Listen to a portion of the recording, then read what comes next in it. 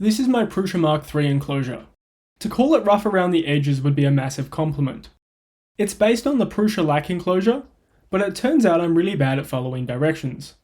For example, I attach these parts together with screws and hot glue, and there are these awkward gaps between the parts where I use too much. The top and the bottom parts are also slightly different colours, because my filament got wet, and I was too impatient to dry it out. Related to this gap, none of the panels align very well, and there are pretty big gaps all the way around. I could cover these in tape or something, but that would make the whole thing look even worse. I have some standards. By far the worst part of this enclosure is the base. I wanted to put it on a table instead of another lac enclosure like most people do, so I used a piece of melamine board. I then used the wrong size screws to hold these parts on, so the screw actually goes all the way through. Instead of getting the shorter screw, I just put the other half of the MDF board underneath it. It's not even attached, but problem solved. The power supply was held on with double-sided tape, but I removed it a few times and now it gets propped up by whatever is nearby. If I had put any thought into this, I would have cut the MDF to be wide enough to fit the power supply, but that would have been too much planning. Clearly anyone could do a better job of this. I did think about remaking it, but I was never sold on using an IKEA table as a starting point. The whole enclosure feels kind of flimsy, which I am blaming IKEA for. It's definitely not the terrible job I did of assembling it. Although to be fair, the inside of a lac table is basically cardboard. I should just go and buy an official Prusa enclosure, considering I can't be trusted to make things properly. But I live in Australia, and our dollar is pretty weak at the moment, so that's too expensive. Surely I can make something similar for less. Well, if not similar, at least better than this dumpster fire. The plan is to make it out of 8 identical corner brackets and aluminium angle, then to use laser cut acrylic for the panels. I want the corners to all be the same, so I don't have to keep track of which is which or print a bunch of slightly different STLs. Originally I was going to use an interference fit to hold the corner brackets and angle together, but I couldn't get the tolerances right, so I made this gap relatively loose and added a hole for a grub screw to hold it together. But this one worked, so I printed 7 more. I had this perspex laser cut by a local company. I already cut the aluminium angle to length and have the grub screws I need, so I assembled the base, which went together easily. This piece of acrylic is a bit too small. I left a tolerance of 2mm around the edge, but I should have made this smaller, although it's not really the end of the world. Also, screwing the grub screw in sideways was tricky. It would have been much easier if they were all on top. This was from how I designed it in CAD. I made this joint by rotating and joining the same part, so the holes ended up on the same sides. I should have added a hole on both sides and just left the bottom one empty or something. Next I installed the rest of the frame and the top piece of perspex. I did record this, but I messed up the camera angle, so you can't really see what's going on. Anyway, it all went together pretty easily. It's pretty much the same as the bottom, although the top panel sits in above. It's also not attached. The plan for the front, back and side panels is to use the laser cut holes as a guide, then drill through the aluminium and bolt the panels on. The longest step was peeling off all the protective film, particularly one piece where I thought I would remove it after installing it, which was a dumb idea. I should have also installed the panels in a smarter order, maybe the back, then sides, then front.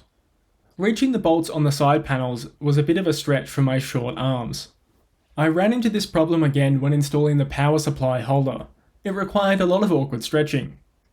Prusa recommends you remove the power supply from the printer and install it outside the enclosure to ensure it's properly cooled. This time around I decided to print a proper bracket and mount it to the back of the enclosure, with a small hole to let me feed the cables through. Far more professional than my bits of double-sided tape. I then installed the printer. This was pretty easy. I picked this time to check I actually had the right size screws to hold the power supply in place. Luckily it was just some standard M4 screws. Although I did mess up the position of the mounting holes slightly. Luckily the drill fixed that easily enough. The next step is to install the door, but I had to fix a problem I made earlier. Earlier when I installed this panel on the outside, that was really just to make drilling the holes easier. The plan was to put these 2 panels on the inside, then the door goes on the outside. It then overlaps at the top and bottom by 10mm to help it seal better. The problem is when I rest this panel on the outside, it sits on this black corner piece. But when I put it on the inside, it can't go down that far. It hits the floor panel in the middle instead. Now the holes won't align. Luckily, my brother owns a Dremel. It's a very versatile tool. It can do a bad job of a lot of different things. In this case, I cut/melted a few millimeters off the bottom of the panel, which is fine because it will be hidden behind the frame when reinstalled. The upper panel went on the inside no problem. The top panel of the enclosure sits outside, so this gives me a few extra millimeters of clearance. Now for the hinges. I thought about making a print-in-place hinge, but I figured the door was a bit too heavy for that, so I printed each half separately, upright to maximize the layer strength. I had planned to use a long M3 bolt as the axle, but I didn't have any on hand and couldn't be bothered to go and buy one. So instead I used two shorter bolts that meet in the middle. Maybe this sort of laziness is how my last enclosure ended up so janky. I'm sure I'll fix this in the future. Maybe. I installed the hinges, then pulled the film off, which is super satisfying. You can also see the overhead phone mount I brought for slightly less bad video. Installing the door was straightforward. The key is not to care if it ends up slightly wonky. I taped it up straight enough, then drilled holes and bolted it on. We're almost done. The last thing I need is a way to keep the door closed. I had a bunch of these magnets lying around from a previous project. I attached them to test it, and it seemed like they would be strong enough to hold it on if I could get the magnets a bit closer. I made a small bracket to hold the magnet next to the aluminium angle and tested it again. This seemed better, so I printed two sets of an updated version, then taped them on with Gorilla Tape. This stuff is transparent, which is pretty cool. It means I can still see the magnets through the door once it's installed.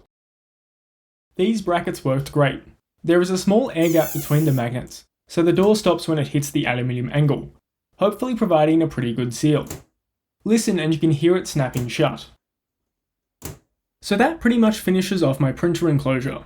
It has a few small issues. There are some bits of aluminium stuck under the perspex from drilling the holes. Swarf, I think, is the technical term. I already mentioned the terrible hinge axles. Also, the handle rattles a bit. I made the tolerances for the holes too large. Speaking of excessive tolerances, you may have noticed this enclosure is massively oversized. It's much bigger than I imagined it. I was pretty generous with sizing and then added an extra 5 cm on the sides of the printer and an extra 10 on top. This was way too much. The total volume enclosed is approximately enormous. I intended to move the display to the outside so I could adjust or start prints without cooling the enclosure down. That's what these holes are for. But the enclosure is already so large I don't want to take up any extra space. I'm also not sure the ribbon cable will reach that far, but that's okay because I forgot to include a cutout for it. So just ignore those holes. Worst of all, this enclosure is also going to live on the board of shame. You may have already noticed, but the 3D printed parts scratched the heck out of my table, which I probably should have foreseen. I might fix this with some felt or rubber feet at some stage. Or who knows, maybe I'll get sick of this enclosure too, and spend $500 on rebuilding it from scratch to fix easily preventable issues. Only time will tell.